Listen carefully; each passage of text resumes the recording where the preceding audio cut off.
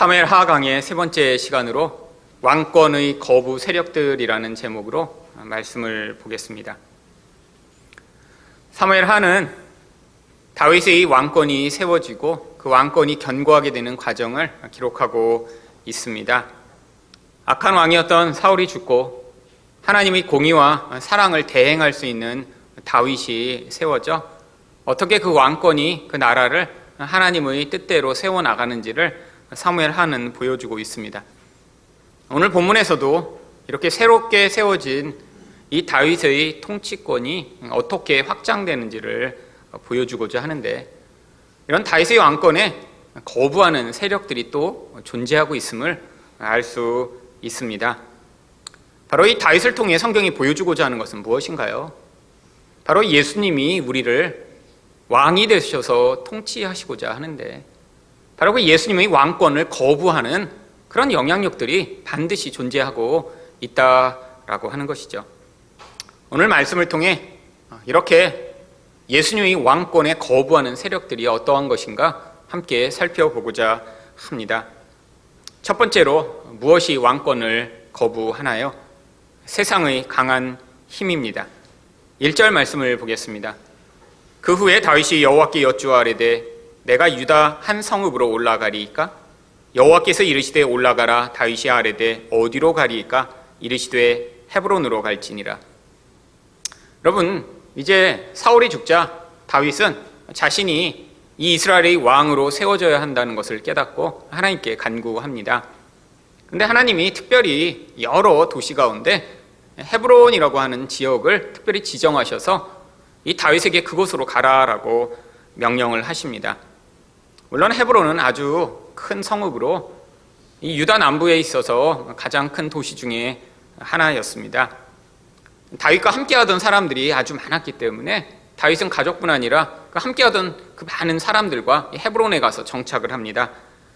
2절, 3절 말씀입니다.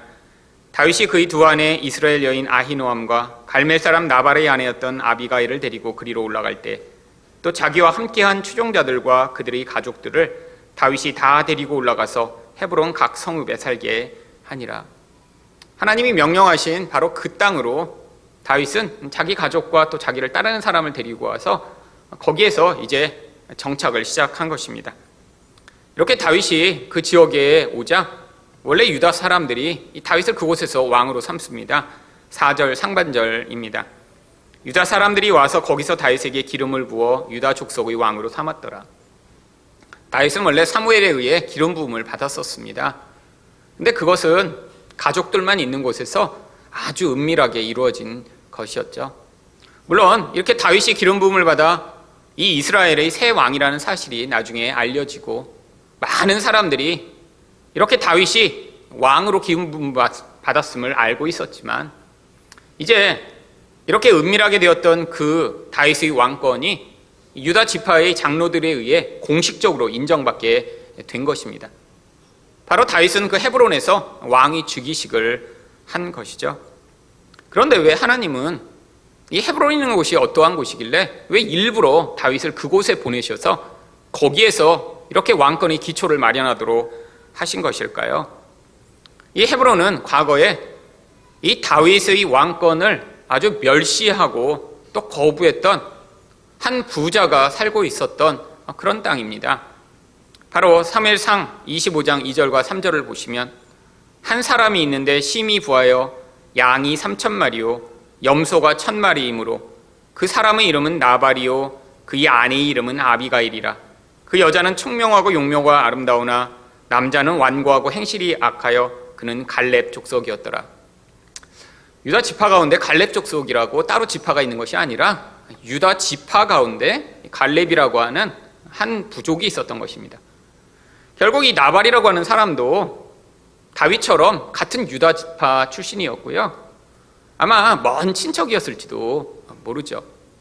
그런데 다윗은 이 사울을 피해 도망다니면서 유다 광야에 숨어 있었을 때 이 나발의 가축들을 보호하는 일을 했습니다. 그리고 양털을 깎는 일이 이루어지자 그때 이전에 그렇게 큰 호의를 베풀었으니까 이렇게 큰 부자 나발이 자신들에게 도움을 줄 것이라고 생각하고 소년들을 보내 우리가 이렇게 광야에서 먹을 것이 없는데 좀 도와줄 수 있겠느냐라고 요청을 하도록 했죠. 근데 그때 나발이 이 다윗을 아주 멸시합니다. 사무엘상 25장 10절입니다. 나발이 다윗의 사환들에게 대답하여 이르되 다윗은 누구며 이새의 아들은 누구냐? 요즘에 각기 주인에게서 억지로 떠나는 종이 많도다. 난 너가 누군지 몰라. 너 같은 놈들 이게 도적대 아니야? 불황자 아니야? 내가 너를 왜 도와줘야 되는데? 사실 나발이 이렇게 왜 반응했을까요? 정말로 다윗을 몰랐을까요? 아니요. 나발의 눈에 이 다윗은 아주 초라한 존재였거든요. 나발은 아주 엄청난 부자였습니다. 지금으로 말미암으면 아마 양모 공장을 가지고 있는 큰 부자였겠죠. 그런데 이렇게 사울에게 쫓겨 도망다니는 이 다윗, 그의 눈에 볼 땐 아무것도 아닌 그런 불황자에 불과했던 것이죠. 그런데 하나님은 이미 이 다윗을 이스라엘의 왕으로 세우실 것을 정하셨고, 또 이 다윗이 이 블레셋의 골리앗을 쳐 죽이도록 하심으로 말미암아 바로 하나님의 왕권이 그에게 주어져 있음을 증명하셨습니다. 근데 나발은 자기가 가진 그 힘으로 말미암아 이런 하나님의 왕권을 거부하며 다윗을 멸시했던 것이죠. 그랬더니 그 결과가 어떻게 나타났나요? 사무엘상 25장 38절에 보시면 한 열흘 후에 여호와께서 나발을 치심에 그가 죽으니라. 여러분, 열흘도 안 돼서 하나님이 이렇게 한 사람을 쳐 죽이십니다. 물론 이런 일이 성경에서 자주 있는 일은 아니에요. 아니, 성경에서도 자주 있지 않지만 우리 삶에서는 거의 이루어지지 않습니다. 거의. 여러분, 왜 그럴까요? 아니, 다윗에게도 사실은 이 나발보다 훨씬 그를 미워하고 싫어하는 사울이 있었잖아요.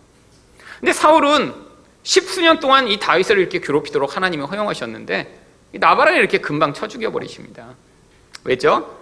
사울이라는 존재를 통해서 사실 이 왕권을 준비하는 과정이 필요했기 때문에 하나님은 그를 어떤 특정한 목적에 의해 사용하셨던 것이고요. 그런데 이렇게 자기 힘만 믿고 이렇게 다윗을 멸시했던 이 나발은 하나님이 심판하심으로 말미암아 하나님이 세우신 이 왕권에 이렇게 반역하는 자들에게 어떠한 심판이 기다리고 있는지를 하나님 보여주시고자 했던 것이죠. 여러분, 이렇게 힘이 있다고 그 힘만 믿고 예수 그리스도의 왕권을 거부하는 이런 영향력, 그런데 이것이 역사 내내 바로 이 헤브론이라고 하는 이 특정한 지역에서 아주 잦아 나타났던 일입니다.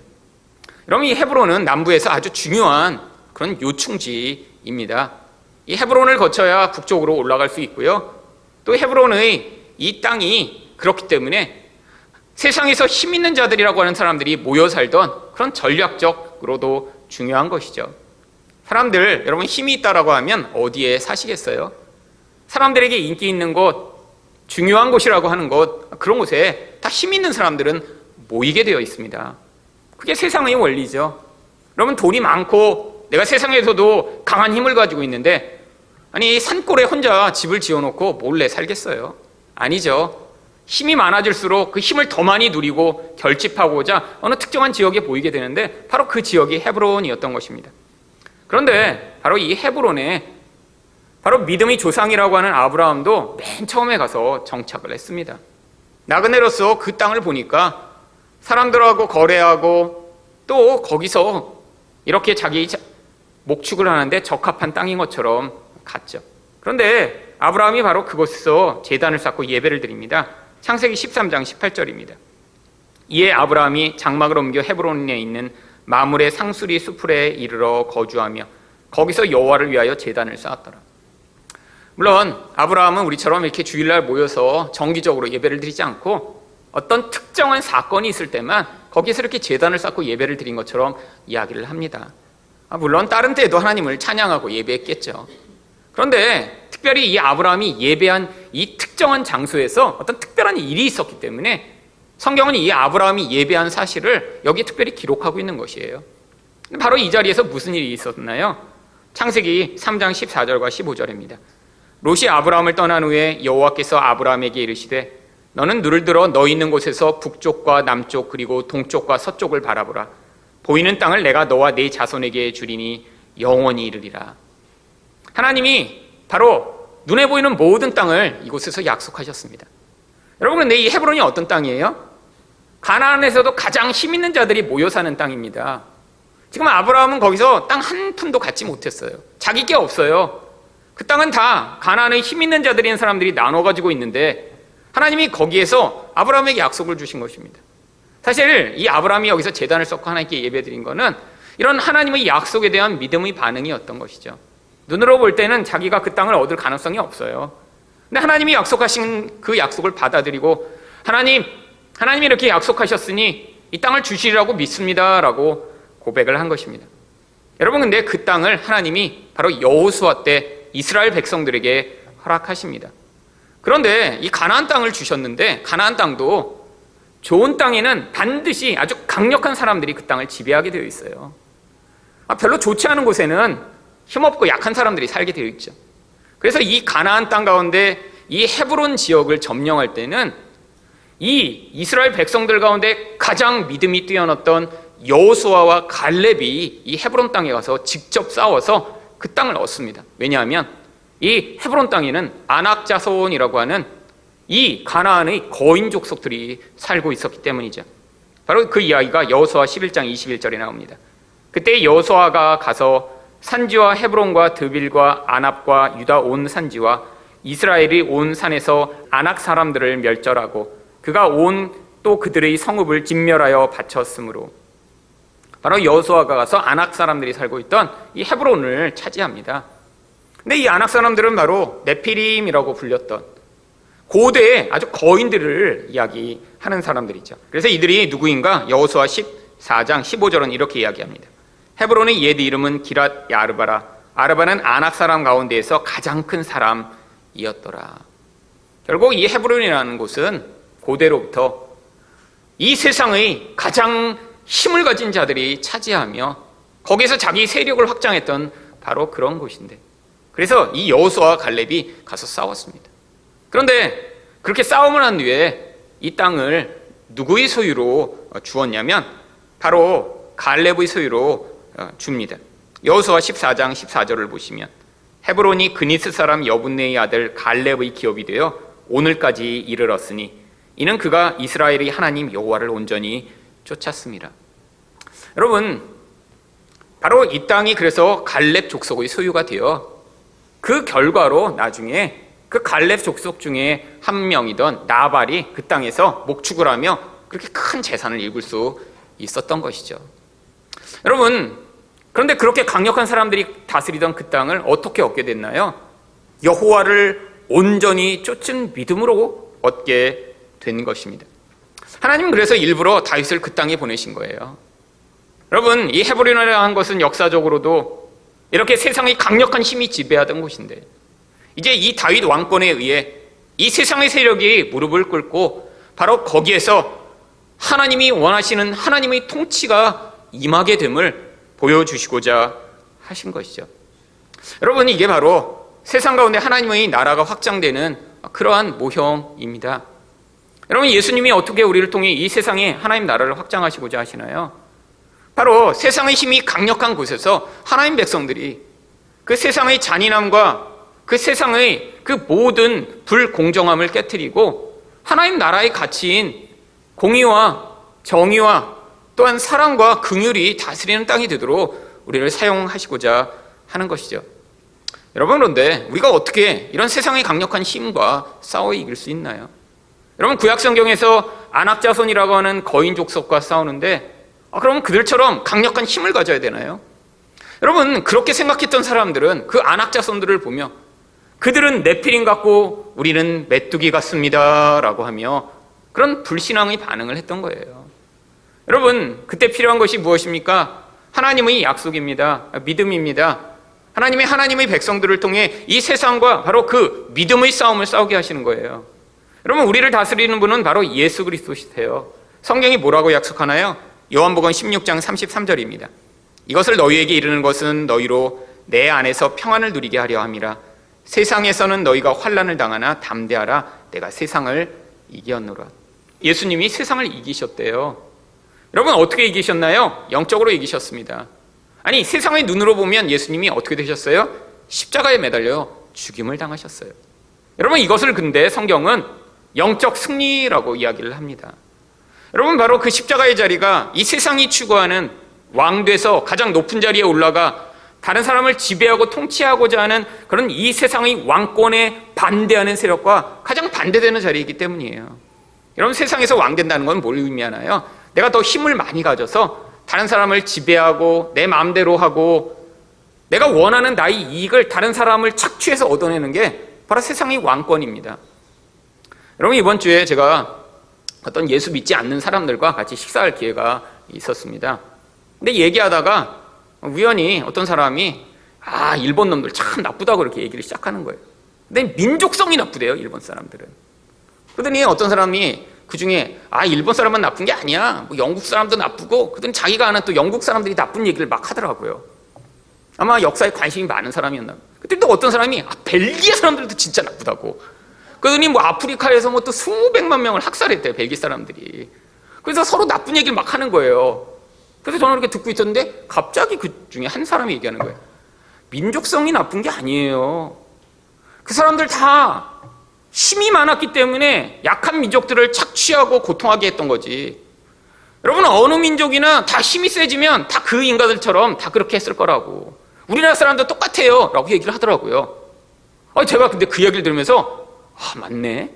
아니, 일본 사람들이라 나쁜 게 아니라 그들이 힘을 가졌을 때 그렇게 나쁜 짓을 했던 거고, 영국도 대영 제국을 이루며 세상을 지배했을 때 그때 그들이 가장 많이 했던 일이 뭔지 아세요? 아프리카에서 노예들을 잡아다가 세상에 파는 일이 바로 영국 사람들이 했던 일이고요.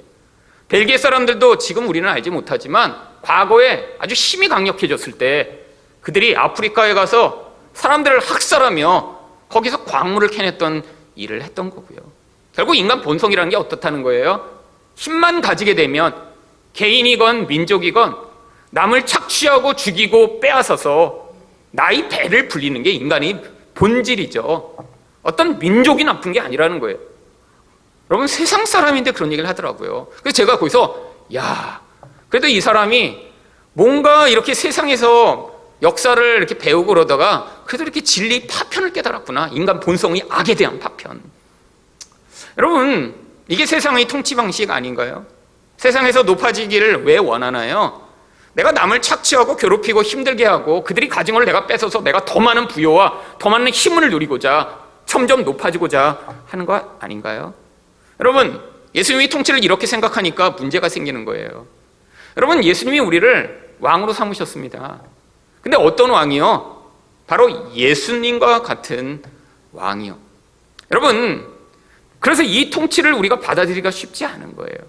우리가 예수님의 통치대로 세상을 살아가기 위해선, 그래서 우리가 정말 왕처럼 살기 위해선 점점 하나님이 내게 힘을 주시고 하나님이 나를 그런 세상의 통치를 행할 수 있는 자리에 서게 만드실 때마다 사실은 어떻게 되어가야 하냐면 예수님처럼 더 낮아지고 더 희생할 수 있는 자가 되어야 하는데, 인간의 본성은 그렇지 않습니다. 조금만 내가 남보다 능력이 뛰어나고, 조금만 내가 남보다 똑똑하고, 조금만 내가 남보다 지위가 높다고 하면 그것을 가지고 나의 주장을 펼치고 내가 원하는 대로 하길 원하며 결국에는 바로 이런 공의의 통치가 아니라 악의 통치를 행하게 되어 있죠. 여러분, 그래서 하나님 백성들도 이런 방식으로 세상에 하나님 나라를 확장하려고 하면 문제가 생기기 시작하는 거예요. 하나님 나라가 무엇인가요? 바로 이런 세상의 경쟁과 파괴와 깨어짐과 무질서가 가득한 곳에 예수 그리스도의 그 사랑으로 섬기는 곳, 그래서 주변의 모든 나를 만나는 사람들이 그런 섬김을 받게 되는 바로 그곳이요. 여러분, 그런데 교회 다니는 사람들도 이런 하나님 나라의 원리를 받아들이지 않고 세상 사람처럼 세상이 하나님 나라를 확장할 수 있다고 생각하는 사람들이 지금도 아주 많이 있습니다. 물론 이런 경향성은 요즘은 그래도 10여 년 전에 비하면 많이 줄어들었어요. 근데 10여 년 전만 해도 이러한 영향력이 아주 강력했습니다. 그래서 사람들에게 바로 너희가 세상에서 높은 곳에 올라가, 네가 비즈니스를 하는 사람이면 사장이 되고, 학교에 있는 사람이면 총장이 되고, 정치를 하고자 하면 네가 대통령이 돼서, 아니 장관이 돼서 네가 세상에 하나님 나라를 확장하라라고 가르치는 그런 이론들이 아주 유행했습니다. 그걸 뭐라고 부르냐면 고지론이라고 부르죠. 여러분, 이게 하나님 나라에 갇혀 가장 반대되는 것을 교회에서 가르친 것입니다. 여러분, 세상에서 우리가 그래서 총장이 되고 사장이 되고 장관이 되고 대통령이 되면 세상이 변할까요? 여러분, 그렇게 변하는 것이었으면 예수님이 이 땅에 오실 때 자기가 로마보다 더 강력한 나라를 세우시고 그 나라에 강력한 사람들을 통해 세상을 다 다스리셨어야죠. 여러분, 근데 예수님이 오셔서 정반대로 살으셨더니요, 예수님이 제자들이 쫓아다니면서 그 설교를 3년간 듣고 그 기적을 3년간 보았으면서도 나중까지 뭘 기대한 줄 아세요? 결국에는 로마를 뒤집어 엎으실 거예요. 그리고 예수님이 내가 예루살렘에 올라가면 십자가에 매달린다 이 얘기를 하셨더니 그 빛에서 그 얘기를 못 알아들은 다음에 뭘 한 줄 아세요? 가서 왕 위에 오르시면, 그때 저희를 오른편 왼편에 세우셔서 장관 만들어 달라고 청탁을 했다가 야단을 아주 심하게 맞았죠. 여러분, 이게 인간의 기본적 생각입니다. 어떤 생각이요? 높은 자리에 올라가서 뭔가 해보고 싶은 그 마음이요. 이게 자기 욕심이랑 결부되니까 아주 달콤하게 들리는 것이죠. 여러분, 하나님이 여러분이 부자가 되면 어떤 일을 하게 하실까요? 여러분, 하나님이 1,000원을 주셨을 때, 10,000원을 주셨을 때 그걸 하나님 앞에 복종하며 그것으로 남을 섬기고 그것으로 하나님 나라를 위해 하는 법을 배우셔야죠. 여러분, 많은 사람이 착각합니다. 지금은 내가 월급을 얼마 못 받는데 나중에 이제 재정이 넉넉하게 되면 그때 내가 헌금도 하고 그때 섬기겠노라고. 여러분, 그런 사람은 절대로 하나님을 섬길 수 없어요. 돈으로 생각해 보세요. 10만 원에 11조는 10,000원밖에 안 됩니다. 그러면 1,000만 원을 벌면요, 그럼 100만 원은요, 여러분 100만 원은 엄청 큰 돈이거든요. 여러분, 그러면 높은 자리에 올라갈수록 더 강한 영향력을 미치나요? 높은 자리에 올라갈수록 결국 그 돈의 욕심이 자기를 더 많이 지배하게 되죠. 여러분, 돈만인가요? 여러분, 지위도 마찬가지입니다. 여러분, 나중에 내가 이렇게 높은 자리에 올라가면, 교회에서 내가 장로가 되면, 이런 생각을 꿈꾸고 있으면, 여러분, 이런 사람일수록 결국 그 자리에 올라가면요, 하나님의 뜻을 이루기보다 결국 자기가 원하는 자기 힘으로 자기 뜻을 이루는 경우가 많아요. 여러분, 왜죠? 인간의 본성 때문입니다. 여러분, 그래서 여러분, 바로 지금 여러분이 뭘 배우셔야 되냐면 바로 그 세상의 힘이 아니라 예수님의 통치가 여러분의 인생 가운데 아주 세밀하게 미치는 그 훈련을 하셔야 되는 거예요. 하나님이 여러분에게 분명히 여러분의 수준에 맞춰 여러분에게 어떤 사람은 돈을, 어떤 사람은 시간을, 어떤 사람은 능력을, 아니 여러분의 지위를 결국 하나님의 뜻에 따라 어떻게 반응하며 섬겨나갈지를 지금 가르치시고 있어요. 어떤 사람은 아주 낮은 수준에서, 그런데 지금은 내가 지금은 아무것도 아니니까. 아니요, 낮건 높건 모든 사람이 바로 예수님이 내 안에서 세상의 힘이 중요해, 그 힘을 내가 더 많이 가져야지만 뭘 할 수 있어라고 하는 그 생각을 내려놓고, 아니야, 하나님이 내 믿음을 통해 일하실 거야, 내가 세상에서 어떤 힘을 갖건 갖지 못하건 그게 아무것도 아니야 라는 생각을 가지고, 하나님, 내가 지금부터 그 세상의 힘을 뛰어넘는 능력과 은혜를 배우게 해달라는 마음으로 복종해 나갈 때 하나님, 바로 예수의 통치가 세상의 힘보다 강력한 것들을 배우게 하실 것입니다. 여러분, 그런데 많은 사람들이 이 세상의 힘을 너무 두려워하기 때문에, 그래서 지금도 여전히 내가 이렇게 돈이 많지 않아서, 내가 이렇게 능력이 많지 않아서 라고 자기를 바라보며, 그럼 마음 가운데 그런 열등감을 가지고 있다는 것이 무엇을 증명하는 것인가요? 눈에 보이지 않는 예수의 통치를 믿지 않고 그 힘이 너무 강력하다고 계속 믿고 있는 거예요. 여러분, 세상의 힘 그렇게 강력하지 않습니다. 여러분, 강력하게 보일 뿐이죠. 여러분, 근데 그게 아무것도 아니라고 여기면 강력하지 않아요. 여러분, 사람들은 자기가 관심 있는 영역에 대해서 영향을 받게 있습니다. 여러분, 저는 사실 지금 한국을 다스리는 대통령의 힘이 그렇게 별로 강력하게 느껴지지 않아요. 제가 대통령을 전혀 열망하고 있지 않거든요. 여러분, 근데 만약에 제가 정치를 하고 있다고 생각해 보세요. 그래서 장관을 꿈꾸고 있어요. 그러면 아마 지금의 대통령이 엄청나게 커다란 존재로 여겨지겠죠. 그래서 그 존재가 영향을 미치고 그 존재가 하는 말에 따라 자기 인생을 막 바꿔가면서라도 그와 코드를 맞추고자 하겠죠. 왜요? 여러분, 어느 자리에 서는 게 그 사람의 능력으로 되나요? 요즘 시대에는 코드가 맞아야 됩니다. 코드가. 근데 저는 이상해요. 지금 다 그렇게 어떤 자리에 서는 사람들이 다 지금 그런 권력을 가지고 있는 사람과 처음부터 딱 뜻이 다 이렇게 코드가 맞나요? 지금 부부끼리도 코드가 안 맞는데 어떻게 이렇게 남이랑 코드들이 다 잘 맞아요? 그들이 원래부터 다 똑같은 생각을 다 하고 있었을까요? 아니에요. 야, 저 사람이 높은 자리에 섰네? 그러니까 이제 내 코드를 맞춰서 그 사람이 뭔가 요청해서 내가 그 사람이랑 똑같은 생각을 하는 것처럼 해야지 라고 지금 준비한 것입니다. 그러니까 위에서 보니까 저 사람이 저렇게 말하네? 그러니까 나랑 코드가 맞으니까. 그래서 다 불러다가 쓰고 있는 거예요. 여러분, 세상 사람들도 그 코드 맞춰서 그래서 뭔가 한 자리 해보려고 그렇게 자기 생각을 바꿉니다.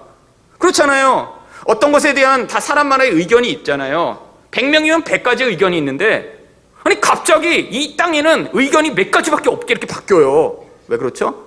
높은 사람이 권력을 가지면 그것에 따라 자기 생각을 다 그냥 맞춰버리는 거예요. 그래야 자기에게 이익이 오니까요. 근데 여러분, 예수님이 왕이세요. 그럼 왕이시면 우리는 예수님께 코드를 맞춰야 돼요. 우리 생각대로 살면 안 됩니다. 내 코드로 살면 안 돼요. 근데 예수 믿는 사람들은 코드를 안 맞춰요. 이게 제일 문제예요. 여러분, 예수님과 코드 맞춰야 됩니다. 그래야 살아남습니다. 아니 물론 구원은 받겠죠. 근데 예수님도 자기랑 코드 맞는 사람들을 데려다가 뭘 하세요? 그 사람을 통해 하나님의 왕권을 확장하세요. 근데 예수님과 맞춰야 될 제일 중요한 코드가 뭐예요? 예수님이 왕권을 확장하는 제일 중요한 코드가 뭐예요? 이 세상 힘을 아무것도 아니는 것으로 여기는 것입니다. 예수의 능력이 이 세상을 이기셨음을 믿는 믿음입니다. 돈이 아무것도 아니라고 생각하는 거예요. 여러분, 여러분이 평생 그 돈의 영향력에 매여 있으면 하나님은 절대로 여러분을 통해 하나님의 일을 하실 수가 없어요. 여러분은 하나님을 대신하여 돈을 하나님처럼 섬기고 있으니까요. 지금 돈을 얼마 못 번다고 돈에 매여서 살아요? 그 돈이 여러분을 늘 두렵게 해요? 여러분, 그러면 여러분은 평생 죽을 때까지 돈의 노예로 살 것입니다. 불행한 인생이죠. 교회 다니고 예수 믿는다고 하는데 돈에 벌벌 떨며 평생 그 돈이 자기를 지배하는 주인이 되어 사는 그런 인생으로 살다니요. 여러분, 근데 뭐가 아름다운 인생이죠? 돈이 없건 있건 간에 그 돈으로부터 자유로울 수 있는 인생이에요. 그래서 하나님이 말씀하신 대로 자기에게 주어진 기회를 가지고 하나님 나라와 영광을 위해 사용할 수 있는 그런 인생이 훨씬 더 아름답고 멋진 인생 아닌가요? 왜냐하면 인간이 가지는 이 한계라는 것, 어떤 한계가 가장 큰 줄 아세요? 자기를 위해서는 아무리 좋은 것들을 누리고 아무리 애써도 그 기쁨이 한계가 있습니다. 여러분, 근데 그 한계를 넘어서게 만드는 일이 있어요. 여러분, 하루에 아무리 음식을 좋아해도 100끼를 먹을 수 있나요? 100끼를요? 아니요, 불가능해요. 근데 여러분, 언제 행복할 줄 아세요? 진짜 누군가 굶어 죽어가는 걸 봤는데, 아니 그 사람한테 내가 라면 2개 있는데 하나 나눠줘서 그 사람이 그거 먹고 살아나는 걸 볼 때 그때 얼마나 행복할까요? 여러분, 내가 라면을 2개 먹은 것보다 그게 훨씬 더 행복합니다. 여러분, 사실 그게 부모들이 자녀를 볼 때죠. 자녀가 뭔가 잘 못 먹다가 그거 먹일 때, 요즘은 근데 너무 음식이 풍성해져서 그런 거 잘 못 느껴요. 옛날에 이렇게 뭐가 음식도 없고 그러면 어머니들은 꼭 고기를 안 좋아하셨잖아요. 어머니가 진짜 고기 안 좋아하시나요? 여자는 고기를 안 좋아하는, 어머니가 되면 점점 고기가 싫어지시고 야채만 드세요? 상추만 드시고, 난 고기 안 좋아해, 네가 더 먹어. 그래서 엄마는 상추만 드시고. 애들한테 왜 고기 주셨나요?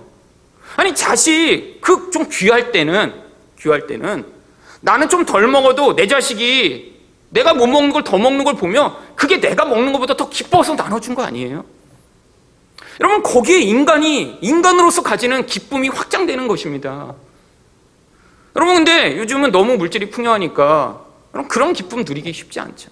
근데 그게 가족의 수준에 머무는 게 아니라 하나님이 우리에게 어떤 잉여를 주시고 어떤 은혜를 주셨으면 그게 나를 통해 흘러가도록 만드는 거, 거기서 기쁨을 누리는 거예요.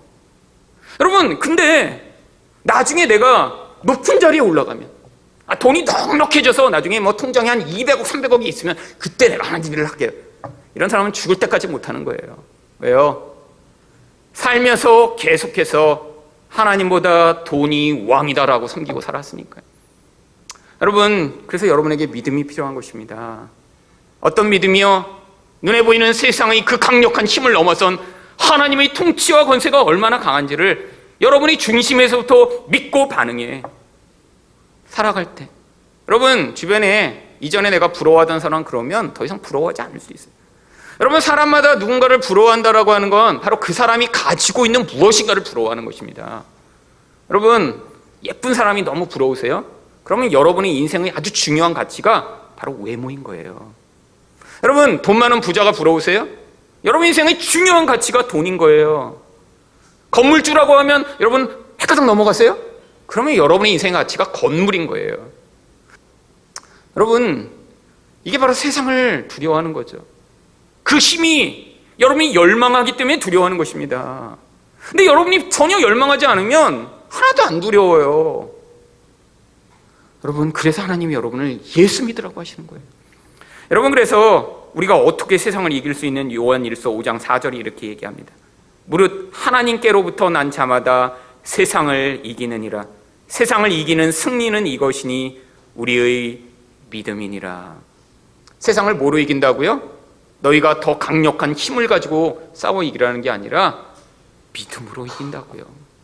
여러분, 이 믿음, 여러분이 어떤 수준, 어떤 상황에 있어도 관계없어요. 여러분이 나이가 많이 듣건 적어 관계없다는 것입니다.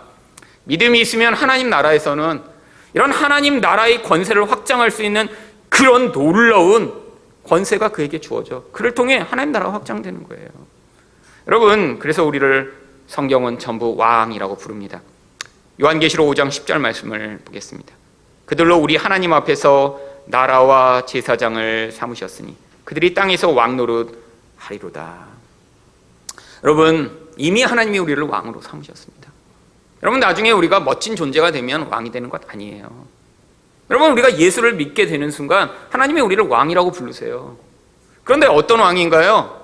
예수님처럼 바로 섬김과 사랑과 희생으로 하나님 나라를 확장하는 왕이요. 힘이 있다고 남을 지시하고 지배하는 그런 왕이 아니라 진정한 사랑으로 누군가를 섬기는 그런 왕이요. 여러분, 그런데 이런 왕이 되기 위해서 가장 필요한 조건이 무엇인 줄 아세요? 세상의 힘을 아무것도 아닌 것처럼 여기며 예수 그리스도의 그 놀라운 능력과 통치를 믿는 믿음이 필요한 거예요. 여러분이 만약에 이런 세상의 힘을 여전히 의존하여 두려움에 벌벌 떨며 늘 아까워하며 그래서 늘 계산하고 늘 자기만을 위해 돈을 쓰고 있던 그런 삶을 산다면 여러분이 가지는 세상의 지위와 힘을 늘 부러워하며 나보다 더 높은 사람에게는 굽신거리고 나보다 더 약한 사람한테는 권세를 부리는 그런 마음을 가지고 있다면 여러분, 그런 사람은 절대로 이 예수 그리스도의 왕권을 확장할 수 없습니다. 그에게 힘이 주어지면 주어지는 대로 그 사람은 하나님 나라의 왕권이 아닌 결국 세상 사람들이 살아가는 똑같은 방식인 그 악한 통치를 확장할 뿐이니까요. 두 번째로 무엇이 왕권을 거부하나요? 인간적 관계입니다. 4절 하반절 말씀을 보겠습니다. 어떤 사람이 다윗에게 말하여 이르되 사울을 장사한 사람은 길르앗 야베스 사람이니이다 하매. 이 사울이 죽었을 때 사실 비참하게 죽었습니다. 전쟁에서 자살을 해서 죽었는데 죽고 나서 블레셋 군이 사울과 또 그 아들들인 것을 발견하고 나서 목을 다 잘라버렸어요. 시체는 데려다가 벽에다 박아버리고 머리는 블레셋 전역에 끌고 다니면서 야, 우리가 죽였다라고 전시하기 시작했습니다. 여러분, 한국에도 이제 죽은 자에 대한 굉장한 이렇게 예의를 갖추는 그런 법이 있죠. 보편적입니다. 여러분, 근데 고대에는 이 시체가 이렇게 취급당하는 것에 대해 사람들은 굉장히 불편하게 여겼어요. 왜냐하면 이렇게 사람의 시체가 땅에 묻히지 못하면 절대로 죽은 자가 안식하지 못하고 계속 구천을 떠돌며 고통한다고 생각했거든요. 여러분, 시체가 모욕당하는 건 이거 참 힘든 거죠. 그래서 성경에도 이렇게 저주를 당한 그 저주의 상태를 뭐라고 얘기하냐면 죽임을 당해도 땅에 묻히지 못하고 까마귀밥이 되는 것을 저주로 이야기합니다. 생각해 보세요. 사람들의 기본 생각이 이렇게 시체가 땅에 묻히지 못해서 이렇게 제대로 장례를 당하지 못하면 이 땅에서도 불안하고 힘들었는데 그게 영원히 계속되는 거예요. 여러분, 그래서 이세벨이 어떻게 심판을 당했나요? 땅에 떨어져 높은 곳에서 죽었는데 땅에 떨어져 보니까 사실 개들이 와서 그 시체를 다 뜯어먹었어요. 나중에 장례를 못 지내게 만들어요. 일부러 그러신 것입니다. 심판의 모습을 보여주신 것이죠. 여러분, 참 이 길르앗 야베스 사람들은 놀라운 일을 했습니다. 그들이 이 소식을 듣자마자 무슨 일을 했나요? 사무엘상 31장 11절부터 13절입니다. 길르앗 야베스 주민들이 블레셋 사람들이 사울에게 행한 일을 듣고 모든 장사들이 일어나 밤새도록 달려가서 사울의 시체와 그의 아들들의 시체를 벳산 성벽에서 내려가지고 야베스에 돌아가서 거기서 불사르고 그의 뼈를 가져다가 야베스 에슬라무 아래에 장사하고 7일 동안 금식하였더라. 여러분, 지금 블레셋이 전쟁을 일으켜 승리를 해서 이쪽 이스라엘 서부를 차지하고 있습니다. 길랏 야베스는 이 강을 사이에 두고 동쪽에 있는 지역이에요. 근데 이 이야기를 듣자마자 이들이 사실 밤에 가서 이 블레셋이 점령하고 있는 지역, 그 성의 벽에 박혀있는 이 시체를 다 떼어다가 가지고 와서 장사를 지냅니다. 이거 사실 굉장히 무모한 짓이죠. 아니, 수십만 명의 군대가 지금 이스라엘을 무찌르고 거기를 지키고 있는데 이 야베스 용사들이라고 했죠. 아마 수십 명에서 수백 명 됐겠죠. 가면 정말 떼죽음을 당할 수 있는 그런 상황입니다. 근데 생명을 내놓고 가서 그 시체를 가지고 온 거예요. 여러분, 이거 얼마나 희생적이고 헌신적인 반응인가요? 여러분, 근데 왜 이들이 이렇게 반응했을까요? 사울을 정말 너무 존경해서 우리 왕이 이렇게 죽으셨는데 이렇게 된 게 아니에요. 이들은 인간적으로 굉장히 아마 의리가 있는 사람들이었던 것 같습니다. 사울이 40년 전에 죽기 전에요. 이 40년 전에 사울이 최초로 왕이 됐을 때 이들이 사울에게 은혜를 입었거든요. 어떤 은혜를 입었나요? 이게 바로 길랏 야베스 거민이 더 동쪽에 사는 암몬족 속의 나하스라고 하는 왕이 그들을 노예로 삼겠다고 선전포고를 합니다. 그들에게 그리고 이제 네가 내 노예가 되면 그냥 노예가 되는 게 아니라 눈가를 다 하나씩 뽑아버리겠대요. 왜 눈을 뽑죠? 활 쏘지 못하도록 뽑는 거예요. 원래 활 쏠 때 이렇게 하고 안 쏘고 한쪽 눈 감고 하잖아요. 눈을 다 뽑아버려서 노동은 시키되 전쟁의 능력은 빼앗고자 하는 거죠. 여러분, 그래서 이들이 어떻게 합니까? 우리가 이스라엘 전역에 사람을 보내 도움을 요청해보고 우리를 도울 자가 없으면 이제 그렇게 하겠다라고 이야기를 합니다. 이거 얼마나 떨리는 순간이에요. 근데 그 사실을 사울이 듣고 나서 하나님의 의분에 사로잡힙니다. 성령이 임해요. 하나님이 이것으로 이 사울을 이스라엘 왕권을 허락하시는 기회로 삼고자 하신 거죠. 사울이 왕이 됐는데 사람들이 인정 안 했습니다. 아니, 동네에 있는 어떤 부잣집 아들이 갑자기 왕이 되니까 저게 뭐야? 저런 사람, 우리가 아는 사람이 왕이야? 그리고 인정을 안 하니까 사울이 왕이 됐는데도 자기 동네에 가서 그냥 여전히 밭 갈고 있었어요. 근데 그때 갑자기 의분이 임하여 성령이 임해 이스라엘 민족 가운데 군대를 모으고 이 나하스를 단번에 쳐 없애고 길랏 야베스를 구원합니다. 그게 40년 전에 있었던 일이에요. 근데 이 길랏 야베스 사람들은 아마 이 은혜가 너무너무 커서 40년째 그 은혜를 기억하며 그 은혜를 이렇게 갚고자 한 것이죠. 그래서 다윗이 이들에게 이런 호의 메시지를 보냈습니다. 5절과 6절입니다. 다윗이 길랏 야베스 사람들에게 전령을 보내 그들에게 이르되 너희가 너희 주 사울에게 이처럼 은혜를 베풀어 그를 장사하였으니 여호와께 복을 받을지어다. 너희가 이 일을 하였으니 이제 여호와께서 은혜와 진리로 너희에게 베푸시기를 원하고 나도 이 선한 일을 너희에게 갚으리니. 여러분, 다윗이 너무 감동한 것일까요? 자신을 대신해 이 사울과 요나단의 이런 장례를 치러준 게 너무 감동해서 이 메시지를 보낸 것일까요? 아닙니다. 여러분, 대부분 이렇게 생각해요. 야, 다윗이 이렇게 사울 장례를 대신 치러줘 이렇게 감사하고 있구나. 아니요. 여러분, 이 사무엘 하의 전체 주제가 뭐라고 말씀드렸어요? 다윗의 왕권의 성립입니다. 오늘의 설교의 주제가 뭐죠? 제목을 말씀드렸는데 벌써 잊어버리셨죠? 왕권을 거부하는 세력이에요. 거부하는. 여러분, 이 길렛 사람들은 지금 다윗의 왕권에 가장 방해가 될 만한 존재였던 것입니다. 왜요? 사울과 너무 친했으니까요. 사울에게 은혜를 입었으니까요. 인간적으로 사울의 혜택을 받은 사람들이라 다윗의 왕권이 새로 섰는데 그들이 사울과 너무 친하다 보니까 이 다윗의 왕권을 반대하는 사람으로 설 가능성이 가장 농후했으니까요. 그래서 내가 너희를 너무 잘했다고 칭찬하는데 근데 지금 무슨 일이 벌어졌는지 너희가 사태 파악을 잘해라 라고 그 다음에 7절에 이렇게 이야기한 것입니다. 이제 너희는 손을 강하게 하고 담대히 할지어다. 너희 주 사울이 죽었고 또 유다 족속이 내게 기름을 부어 그들의 왕으로 삼았음이니라. 내가 왕 됐어. 정신 차려. 아직도 그 사울의 그 망령에서 사로잡혀 있지 말고 두려워하지 말고 내가 왕이 됐으니까 나를 왕으로 삼아 라고 그들에게 요청한 것이죠. 여러분, 근데 이 길랏 야베스 사람들이 이 메시지를 받고 이제 다윗의 시대가 열렸구나. 이제 우리가 사울에게 은혜를 입었지만 그 집안까지 우리가 이렇게 장례까지 잘 치러줬으니까 우리 할 일은 다 했다. 이제 사울에게 붙자라고 해서 사울에게 붙었을까요? 아니요. 여러분, 이들은 이런 메시지를 받았는데 여전히 사울 집안 편에 계속 섭니다. 여러분, 우리는 사무엘 하에 어떤 일이 벌어지는지 이제 답은 다 알고 있어요.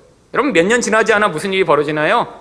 다윗이 한 유다의 왕이 아니라 이스라엘 전체 지파의 왕이 됩니다. 이게 몇 년 지나지 않아 벌어질 일이에요. 근데 길앗 야베스 사람들이 보니까 지금 다윗은 한 지파의 왕에 불과해요. 우리는 사울 지파의 은혜를 크게 입었어요. 그러니까 다윗에게 붙지 않은 거예요. 여러분, 이 똑같은 일이 사실 지금도 벌어지고 있습니다. 어디에서요? 우리 인생 가운데요. 어떻게요? 여러분, 예수 그리스도의 왕권이 지금 이 온 세상을 다스리며 강력하게 임하지 않았어요. 어떻게 임했어요? 영적으로 확장되고 있습니다. 언제까지요? 예수님이 다시 오실 때까지. 여러분, 예수님이 물론 3년, 5년 후에 오시는 건 아니에요.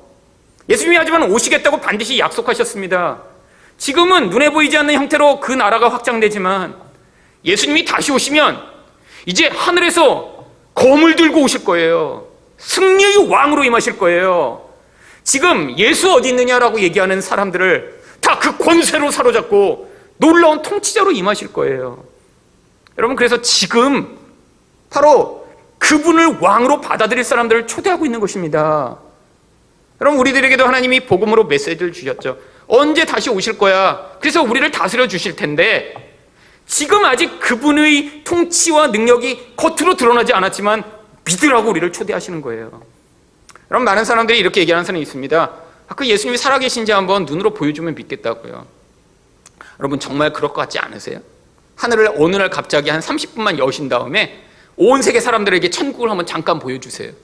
그리고 하늘에서 예수님이 손 한번 흔드시고 내가 여기 진짜 있다, 너네 까불면 죽어, 한번 이렇게 하시고 그 다음에 그냥 샘플로 가장 말 안 듣는 이슬람 국가 하나를 그냥 탁 쳐갖고 그냥 바닷속에 잠깐 집어넣어서 30분 있다 꺼내시고 이제 한 번 더 말 안 들으면 이제 내가 진짜를 보여줄게, 이렇게 딱 하고 나시면 막 갑자기 개종하는 사람들이 엄청나게 많아질 것 같지 않으세요? 근데 왜 안 하시죠? 아니, 왜 우리 하나님 개입 안 하시죠? 지금은 믿음으로 하나님의 통치권을 받아들이는 시기이기 때문이에요. 여러분, 만약에 하나님이 그런 방식으로 정말로 이 땅에 지금 막 기적과 능력을 보이시면서 믿게 하신다면 그건 믿음이 아닙니다. 여러분, 예전에 한번 그런 일이 있었어요. 로마에 갑자기 기독교가 국교가 됐습니다. 여러분, 그러고 났더니 어떤 일이 벌어진 줄 아세요? 그 나라에 갑자기 그때까지 기독교는 굉장히 가난하고 핍박받고 이런 사람만 믿는 종교이다가 갑자기 똑똑하고 잘나고 귀족인 사람들이 갑자기 교회로 몰려들기 시작했어요. 왜? 황제가 기독교로 공인하면서 황제가 내가 예수 믿는다고 선포했으니까요. 그러고 나더니 여러분, 이렇게 목회자가 되는 과정에 어떤 사람들이 목회자로 지원하기 시작했냐면 가장 똑똑하고 가장 능력 있는 사람들이 다른 길이 아니라 목회의 길로 나서기 시작했습니다. 왜요? 그 길이 성공의 보장이었으니까요. 왜? 로마에서 그런 목회자가 되면 땅을 주고 돈을 주고 지위를 줬으니까요. 여러분, 그 일이 무슨 결과로 나타난 줄 아세요? 로마 카톨릭이라고 하는 그런 유사 기독교 집단으로 이 기독교의 변질이 변화된 그런 결과를 만든 거예요. 권력에 모여들고 힘이 많아지고 심지어는 교황이 황제를 파면하는 그런 강력한 집단이 되어버리니까. 여러분, 그래서 여러분, 이게 너무 경쟁이 치열해져 갖고 막 권력에 대한 욕망이 있는 모든 사람들이 교회로 몰려들어서 너무 권력이 치열하니까 그래서 만들어진 게 뭔지 아세요? 신부가 결혼을 못하게 한 것입니다. 너무 많이 몰려드니까 나중에 그 자리에 경쟁하는데 힘든 거예요. 다 헌신한대요. 다 하나님 사랑한대요. 그래서 그럼 사랑을 결혼으로 보여라, 증거로. 이렇게 한 거예요. 그래서 초기 로마 카톨릭에서는 고위 그 자리에 추기경에 올라가는 사람만 독신자냐 아니냐를 갈랐어요. 근데 그것도 경쟁이 치열해지니까 나중에 모든 사람을 결혼하지 못하게 한 거예요. 왜?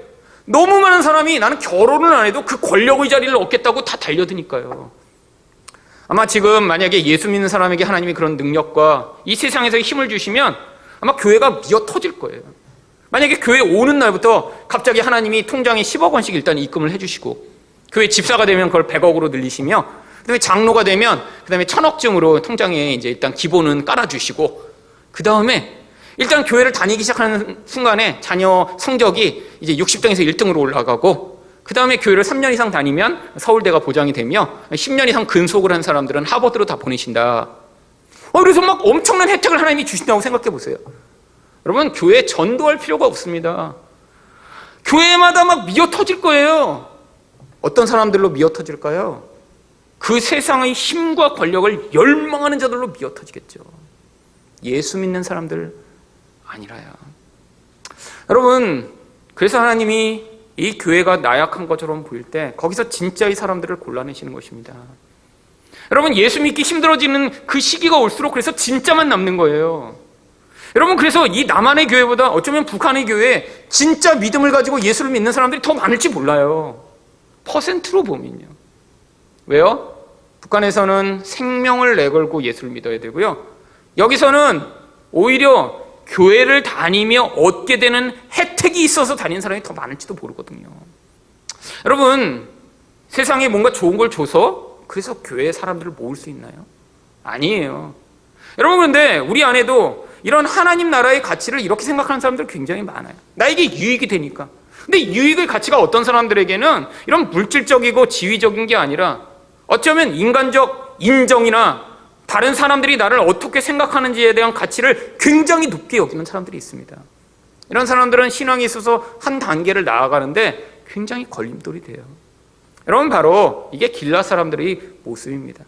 길앗 야벳 사람들이 왜 다윗의 통치를 거부했나요? 물론 당장은 볼품이 없었어요. 그런데 그들은 이 인간적 의의를 지키는 게 훨씬 더 중요했거든요. 여러분, 예수님이 제자들을 초청하실 때도 이런 사람들이 있었습니다. 여러분, 누가복음 9장 59절을 보시면 또 다른 사람에게 나를 따르라 하시니 그가 이르되 나로 먼저 가서 내 아버지를 장사하게 허락하옵소서. 여러분, 예수님의 제자로 부름받았다는 건요 정말 놀라운 일입니다. 여러분, 근데 예수님이 직접 제자라고 부르셨어요. 너 내 제자해라. 와, 이거 정말 놀라운 일이죠. 하나님이 제자라고 부르셨어요. 근데 뭐라 그럽니까? 아버지 장사 지내야 된대. 여러분, 지금 아버지가 돌아가셔서 장례를 지내겠다는 게 아닙니다. 이건 관용어구예요. 아버지가 지금 40대일지도 모르고 50대일지도 몰라요. 근데 앞으로 언제 돌아가실지 몰라. 근데 지금 아버지를 봉양하고 집에서 아버지를 섬기고 해야 될 일이 효자로서 당연히 해야 되는 일이죠.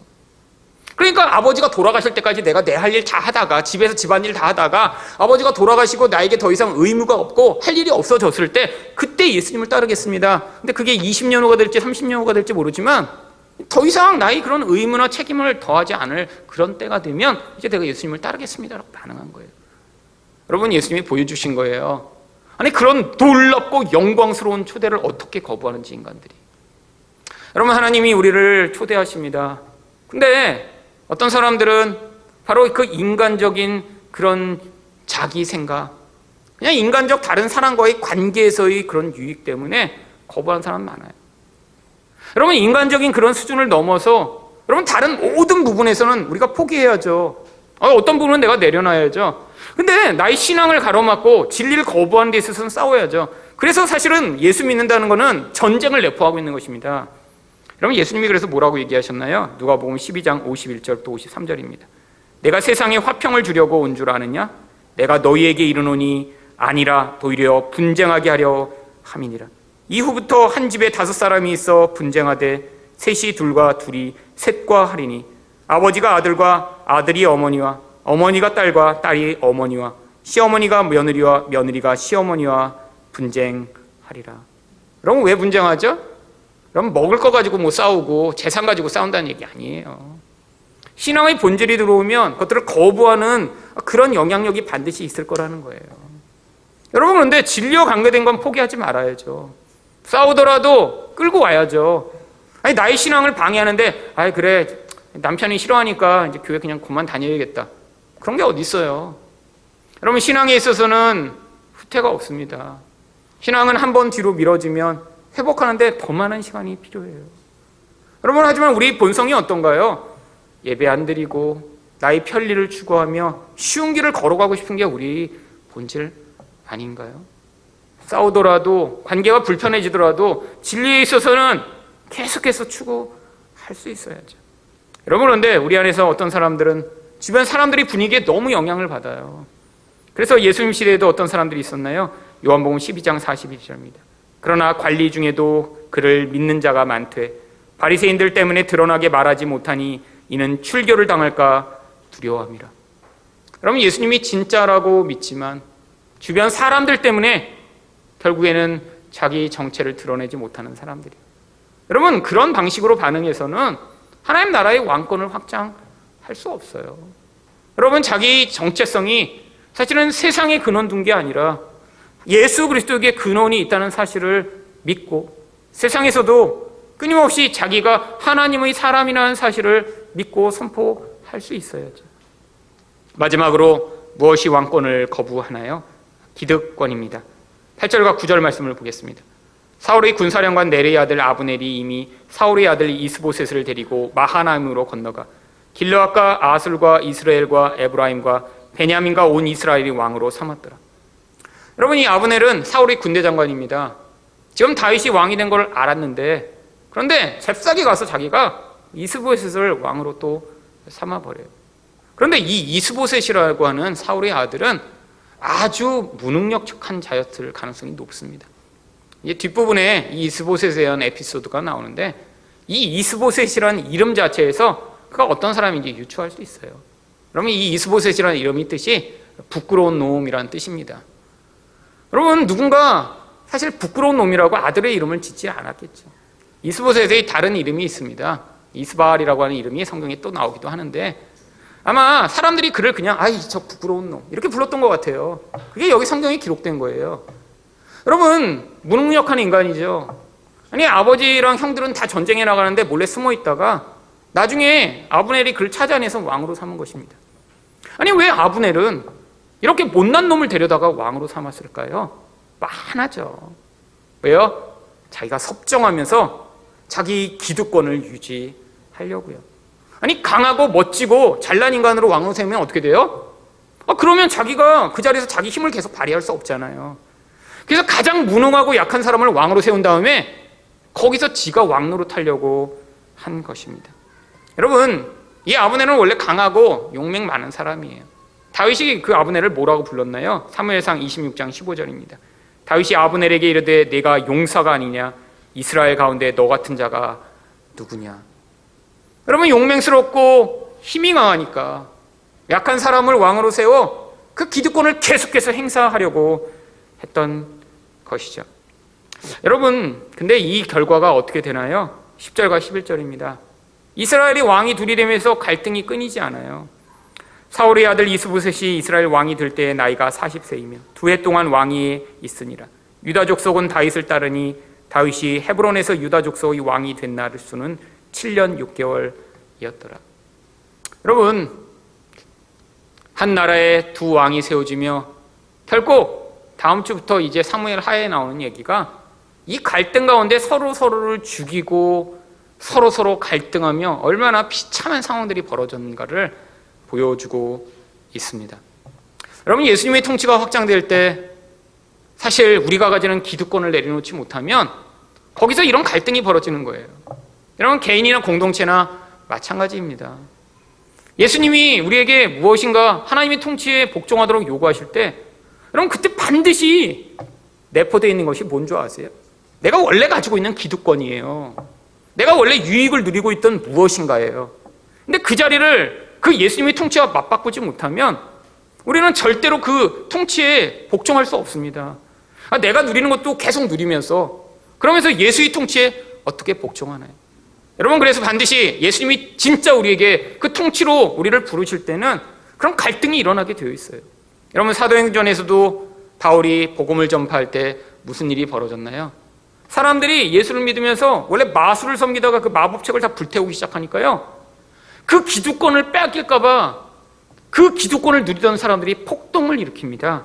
그 이야기가 사도행전 19장 24절부터 27절에 나옵니다. 즉 데메드리오라는 어떤 은장색이 은으로 아데미 신상 모형을 만들어 직공들에게 적지 않은 벌이를 하게 하더니 그가 그 직공들과 그러한 영업하는 자들을 모아 이르되 여러분도 알거니와 우리의 풍족한 생활이 이 생업에 있는데 이 바울이 에베소뿐 아니라 거의 전 아시아를 통하여 수많은 사람을 권유하여 말하되 사람의 손으로 만든 것들은 신이 아니라 하니 이는 그대들도 보고 들은 것이라 우리의 이 영업이 천하여질 위험이 있을 뿐 아니라 큰 여신 아데미의 신전도 무시당하게 되고 온 아시아와 천하가 위하는 그의 위엄도 떨어질까 하노라 하더라. 여러분, 여기 나와 있는 이 사람은 아주 솔직합니다. 우리가 아데미 여신을 위해 이렇게 일어섭시다 거룩하게 하지 않고, 우리가 풍족한 생활을 하는데 이 생업이 문제가 생길 테니까 일단 봉기해야 된다고 사람들을 꼬드기죠. 여러분, 이게 인간의 본성입니다. 예수 앞에 나오는데 사실 우리 인생 가운데 우리 기득권과 우리 이익이 포기되지 않고 예수 그리스도를 어떻게 더 섬길 수 있을까요? 결국 하나님이 우리 인생 가운데 나의 기득권을 내려놓는 자리에서 하나님이 그 하나님의 영광의 통치를 확장하게 만들어 가시는 것이죠. 여러분, 이게 한 공동체의 이야기일 수도 있지만 사실 우리 개인의 이야기일 수도 있습니다. 우리가 세상의 힘을 예수보다 더 의존합니다. 아니, 우리가 눈에 보이지 않는 예수의 통치보다 주변 사람들의 눈치를 더 보고 있다면, 아니, 우리가 예수의 통치보다 바로 나의 기득권을 더 중요하게 여기고 있다면, 바로 그 사람은 이 예수의 통치를 확장하는 인생이 아니라 자기의 개인적 욕망을 이루는 삶을 살다 참 비참하게 끝나버리겠죠. 여러분, 하나님이 그래서 우리를 예수의 통치, 더 풍성한 통치로 자꾸 초대하고 계신 거예요.